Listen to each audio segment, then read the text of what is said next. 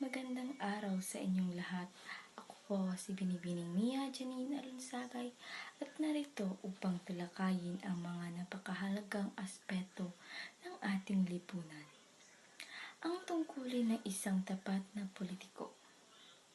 Sa panahon ngayon, tila naging mas mahirap makahanap ng lider na tunay na inuuna ang kapakanan ng bayan kaysa sa pansariling interes. Ngunit sa kabila ng mga hamon at pagkukulang, naniwala akong positibo o posible pa rin ang pagkakaroon ng pambuting pamamahala kung magkakaroon tayo ng mga lider na may malasakit, prinsipyo at katapatan. Mga kababayan, ang politika ay isang banal na responsibilidad. Ang bawat boto ng mamamayan ay isang tiwala na ibinibigay sa mga lider na humahawak ng mga kapangyarihan